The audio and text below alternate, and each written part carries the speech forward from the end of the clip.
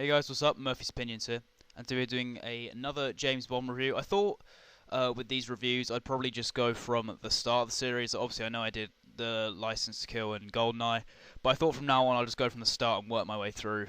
Just it's easier to be honest. So obviously, the first film in the James Bond series, if you don't know, is Doctor No, and it's directed by Terence Young. So what is the plot of Doctor No?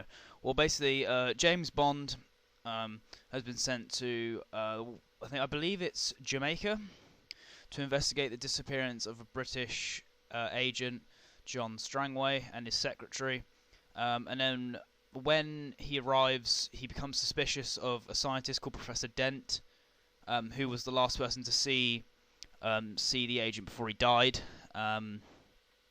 He then learns that Dent is actually a terrorist working for Dr. No, and that Strangway's actually died.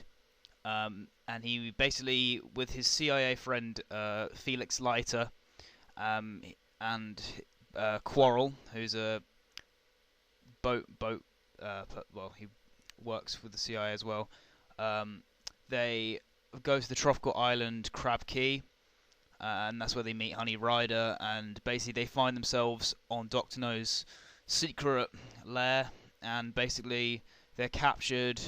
Quarrel's unfortunately killed, and basically he learns that Dr. No is disrupting the American rockets at NASA, and he's out for world domination basically, and plots to unleash his vengeance on the US. And he's working for an organization called Spectre, which we will learn about throughout the film series early on. So what do I think of Doctor No? I think it's a good film. I definitely don't think it's one of like the best films. I think the majority of James Bond films are, take the formula and just do more with it. I think there is some good stuff in here, but I think a lot of Bond films top the efforts of Doctor No. So let's just go into the cast quickly. So we got Sean Connery as James Bond. I think Connery's really great in this role. I think his best performance was yet to come, but this is definitely one of his best performances as Bond. I feel he seems so comfortable in the role, and the delivery of the James Bond line, I think, is really cool. Probably the best delivery of the line in the entire series, and it's one of his first pieces of dialogue, which I think is pretty. It's probably my favourite scene in the film actually. His introduction in the film Doctor No. So you got Ursula Andress as Honey Rider. A lot of people put her in the top 10, like, best Bond girls. I probably wouldn't do that. I do think she's a good Bond girl, but I think a lot like the film, a lot of other Bond girls did more with the role they were given and were better. I mean, Ursula Andress wasn't bad at all. I just think they were better. People did more with their roles as Bond girls than she did, but she did set the bar very well, I thought. That's kind of an initial starting point. Doctor No, this is an interesting, because I do like Doctor No. I think he's a good villain. He's played by Julius Wiseman, but I think what's kind of annoying is he doesn't get that much screen time, and the film is named after him, which doesn't really make much sense. Like, surely if you were naming your film after the villain, you would give him more screen time. But I think he's good for what he does. I think he would have been a more. I think he would have been one of the better Bond villains if he just got more time, really. Jack Lord plays, the first of many to play Felix Leiter in this series. And so how does he fare? I mean, yeah, he's fine. I think there were better Felix Leiters, but there's definitely been worse. He's kind of in the middle for me. He's not amazing, but he does enough, I feel. Like, I think the actors such as David Henderson, did more with the role, I think. So yeah, I think he's good, but I think that just better takes on Felix Leiter. And you obviously got John Kitzmiller as Quarrel. Again, the Quarrel character, I think, is done better in Live and Let Die when it's Quarrel Jr. I think there's more that we get to learn more about him than we do Quarrel Sr. in this film. He doesn't do that much, unfortunately. There's not much to him. And I would like to have known a bit more about him. I think there was a lot more to learn about him. Bernard Lee is M.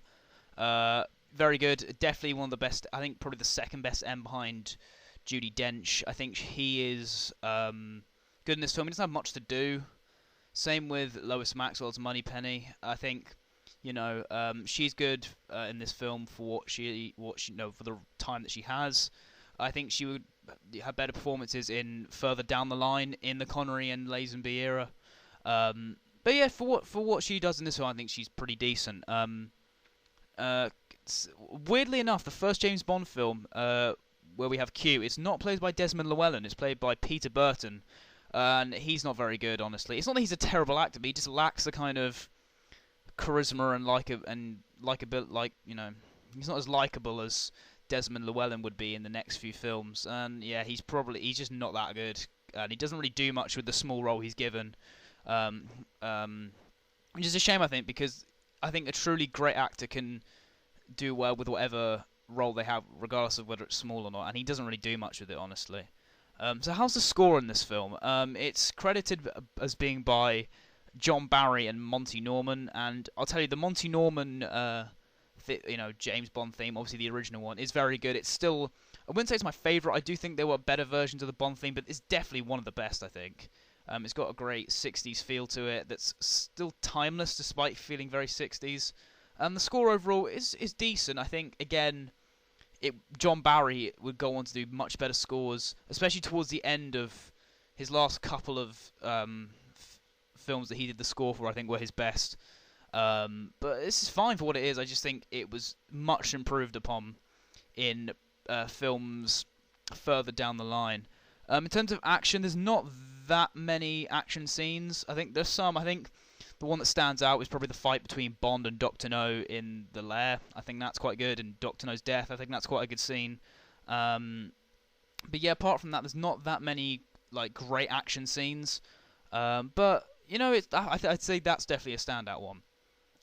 So as a kind of overall summary of Dr. No, do I like it? Yes, I think it's a good film. I definitely think it deserves credit, and it sets the bar well for the James Bond series. However, I think the majority, not all of them, but the majority of Bond films took, Dr. No, and kind of improved upon it in terms of the villain, Bond girl, how, especially, and just other characters as well, I think. But it's definitely a solid entry into the Bond series, and I think it's, I wouldn't personally put it in my top 10. I'd probably put it, it's probably in the, again, I think the majority of Bond films are better than it. There's only a few where I'd say, oh, this is not as good. It's not as good, but yeah, I do like Dr. No. It's not a film that I would go out of my way to watch per se. It's more of kind of film I'd watch if I was watching all the films in chronologically. But I would recommend you check it out if you haven't, as it is the first one, and there is some good stuff here. Like Sean Connery, I think, is great in the scene. And yeah, in the scene, the film. And yeah, hope you guys enjoyed this review. Obviously, my next review will be From Russia with Love. Please like, and if you haven't already, subscribe to this channel and my main channel, Mr. Beatle 890. Thanks for watching, guys.